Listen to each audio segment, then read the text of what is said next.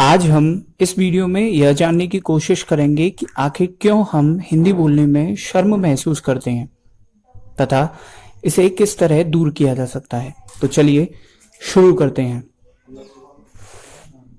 यह बात बहुत अप्रसन्न करने वाली है कि हमारी मातृभाषा को अपने ही राष्ट्र में इसके वक्ताओं को ढूंढना पड़ रहा है। हमारी मातृभाषा अब केवल मात्र की भाषा बनकर रह गई है, क्योंकि राष्ट्र में रहने वाले मनुष्य इसे सम्मान की दृष्टि से नहीं देखते और इसका प्रयोग करने में लज्जा महसूस करते हैं।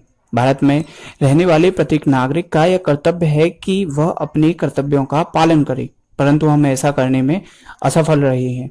यही कारण है कि हम निज मातृभाषा को अंग्रेजी भाषा में बहुत सुगमता से मिलने दे रहे हैं। जिस रफ्तार से हिंदी अंग्रेजी में बदलती जा रही है, उससे भावी कुछ वर्ष ही पर्याप्त हैं इसकी समाप्ति के लिए। यदि हम स्वयं से प्रेम करते हैं तो हमें निज वस्तुओं से प्रेम क्यों नहीं है? क्या हम भारत में रहकर भी एक भारतीय नहीं बन पा रहे हैं? आज क्यों एक हिंदी का वक्ता एक अंग्रेजी के वक्ता के सम्मुख अपने मतों को हिंदी में प्रदर्शित करने में छोटा महसूस करता है? क्यों हमें अपने ऊपर विश्वास नहीं है? आज क्यों हम अपनी फिल्मों को अंग्रेजी में डुबोते जा रहे हैं? आज क्यों हिंदी केवल गरीबों के मुख तक सीमित रह गई है? क्या हिंदी में हमारा भविष्य सुरक्षित नहीं है? क्या हम इतने शिक्षित हो गए हैं कि हिंदी को अशिक्षित समझने लगे हैं? हिंदी का भविष्य हमारे हाथों में है, हमारा सम्मान हमारे हाथों में है। हम वह जिम्मेदार व्यक्ति हैं जो अभी तक अपनी जिम्मेदारी नहीं समझ सके। जिस प्रकार संस्कृत भारतीयों की जिह्वा से समाप्त हो चुकी है, उसी प्रकार हम हिंदी को भी अपने मार्ग से हटाते जा रहे हैं। संस्कृत से जन्म लेने वाली अंग्रेजी अगर हिंदी को समाप्त करती है तो हम अंग्रेजी भाषा के लायक भी नहीं हैं। अगर हम यह सोचते हैं कि हमारी नदी किसी समुद्र में जाकर भी नदी रह सकती है, तो यह हमारी सबसे बड़ी मूर्खता है।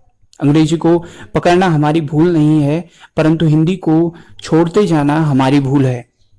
हम क्यों अभी तक गूगल का हिंदी नाम नहीं जान पाए? क्यों हम यूट्यूब को हिंदी में नहीं ला पाए?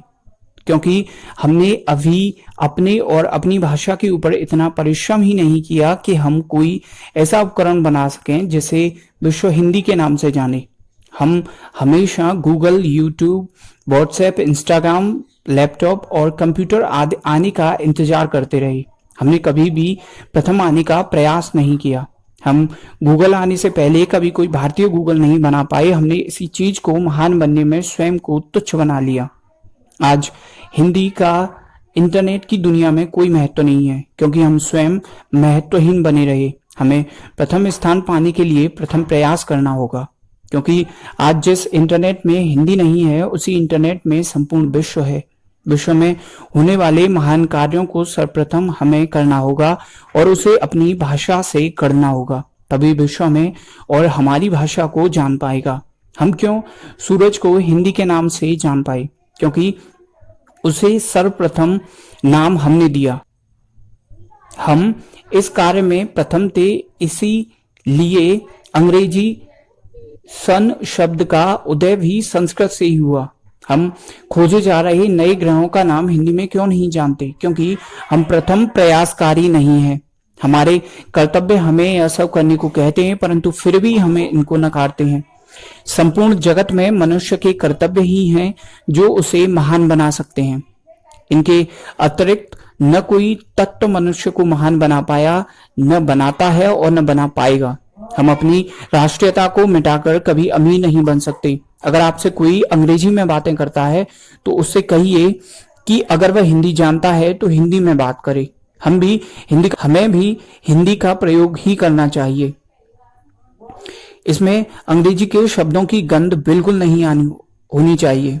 अगर आपके सामने कोई हिंदी अंग्रेजी के शब्दों को मिलाकर बोलता है, तो अगर वह ज्ञानदायक बातें आपको बताता है तो उससे केवल हिंदी में बोलने के लिए कहो। अगर वह ऐसा नहीं कर सकता तो उसे सम्मान पूर्वक विदा कर दीजिए, और अगर वह अज्ञानता की बातें करता है तो वह मूर्ख है और उसकी बदनामी कीजिए और उसे दूर भगा दीजिए। याद रखना, यह कर्तव्य आपका है और इसकी सफलता का श्रेय भी आपका ही है।